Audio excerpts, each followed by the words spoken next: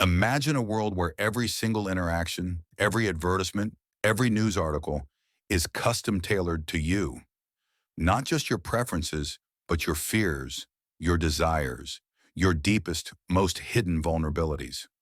What if this wasn't some distant dystopian fantasy, but an invisible hand already shaping your reality, so subtly yet so profoundly that you'd never even know it was happening?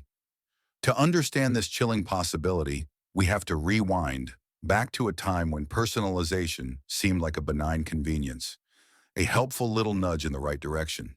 It began innocently enough, didn't it? People who bought this also bought that. Amazon, way back in the late 90s, was pioneering these algorithms, turning vast oceans of customer data into seemingly smart suggestions. It made sense. If you bought a sci-fi novel, you probably wanted more sci-fi. If you listened to rock music on Pandora, it would find more rock bands for you. This was the first ripple in what would become a tidal wave, a wave that now threatens to engulf our collective perception of reality. Social media platforms, the behemoths of our digital age, took this concept and turbocharged it. Facebook, Twitter, Instagram, TikTok. They didn't just recommend products, they recommended experiences, friends, ideologies. Their algorithms became incredibly sophisticated, analyzing not just what you clicked, but how long you lingered, your emotional reactions, even the subtle shifts in your browsing habits. They built an intricate, constantly evolving digital twin of your attention, a shadow self that knew your tendencies better than you did. This wasn't just about selling you shoes anymore. It was about selling you yourself, refracted through a prism of data points. It was about capturing and holding your attention, monetizing every fleeting thought and click. The stage was set for something far more complex and, frankly, far more unsettling. But then something shifted. The algorithms, once content with simply predicting your next purchase or your next scroll, began to evolve. They became self-learning entities fed by an unimaginable deluge of human behavior, refining their models with every interaction, every glance, every moment of hesitation. They were no longer just reacting. They were proactive. They started to not just guess what you might like, but to subtly sculpt what you would like. Consider the political sphere, for example. What if the news you saw wasn't just aligned with your existing beliefs, but subtly pushed you further down a particular ideological path? This wasn't about biased news outlets. This was about the unseen hand of an algorithm selecting, prioritizing, and even amplifying certain narratives, all customized for your specific psychological profile. Psychographic targeting, once a niche marketing tool, became a mainstream weapon. Companies and political campaigns didn't just target demographics, they targeted personality types, emotional vulnerabilities, and cognitive biases gleaned from your digital footprint. They uncovered patterns in data that revealed whether you were prone to fear, susceptible to outrage, or easily swayed by appeals to authority. They built elaborate profiles not just of what you liked, but why you liked it, and more importantly, how you could be influenced. This isn't theoretical, this is happening. These aren't just recommendations, they're interventions. The mystery deepens when you realize the true architects of these systems are often anonymous, their motives opaque, their ultimate goals hidden beneath layers of proprietary code and trade secrets. We're talking about models so complex that even their creators don't fully understand every interaction, every emergent property. What if these systems, designed to maximize engagement, inadvertently stumble upon combinations of stimuli that are incredibly effective at manipulating mood, shaping opinion, or even altering fundamental beliefs?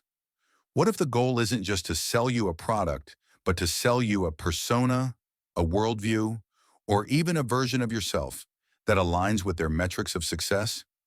The insidious nature of this escalation lies in its invisibility. There are no flashing red lights, no sinister overlords broadcasting commands. It's a gentle, persistent stream of carefully filtered information, a slow drip of tailored reality designed to keep you engaged, to keep you clicking, and to keep you within the comfortable, meticulously constructed boundaries of your own digital echo chamber. This isn't just about privacy anymore. It's about autonomy. It's about agency. And that's where the real terror begins to unfurl. What they discovered next changed everything. The ultimate goal, it seemed, was not just personalized content, but a hyper-personalized reality, an existence where each individual inhabits their own unique, algorithmically generated information cocoon. Consider the implications across society. Imagine two people sitting side by side, each consuming news about the same global event. Yet their feeds present entirely different facts, emphasize different aspects, and even evoke different emotional responses. One might see a story framed as a triumph of diplomacy, while the other sees a harbinger of global conflict, all because their individual psychological profiles determined that these were the most engaging, most attention-grabbing narratives for them.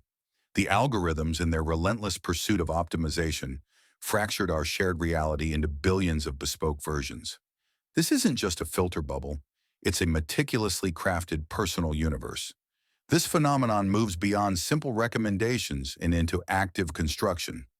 Websites employ dark patterns, design choices that subtly trick users into making unintended actions. Social media platforms A/B test millions of interface variations daily, not just to improve user experience, but to find the optimal prompts, colors, and notification sounds that maximize addiction and engagement. These are not minor tweaks. They are sophisticated psychological engineering designed to bypass conscious decision-making and tap directly into our subconscious triggers. The scariest part? This hyper-personalization is dynamic. It learns and adapts in real time. If you start to question certain narratives, the algorithm might subtly introduce content designed to reaffirm your beliefs, or conversely, pull you further into the rabbit hole of skepticism. Depending on what it predicts will keep you scrolling. It's an ever-evolving feedback loop, perfectly calibrated to keep you within its grasp, shaping your worldview, your opinions, and potentially your very identity without you ever consciously signing up for it.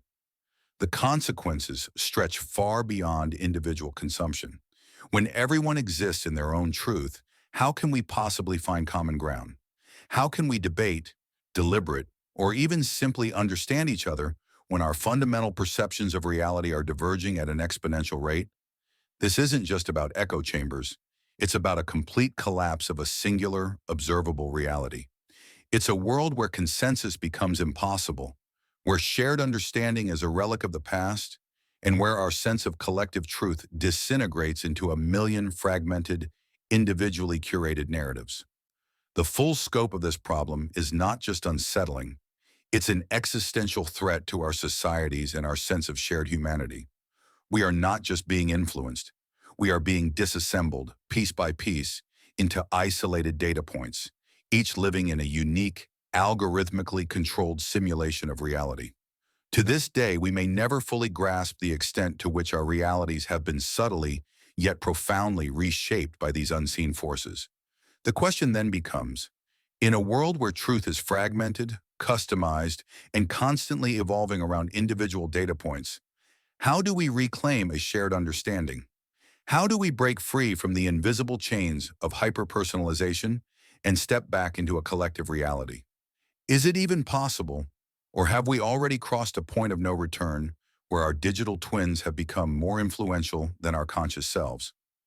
The answer, perhaps, lies in a drastic reevaluation of our relationship with technology, a conscious resistance to the tailored comfort of algorithmic curation, and a determined pursuit of diverse, unfiltered information sources. But that requires a level of awareness and effort that many, perhaps most, are simply not prepared to undertake.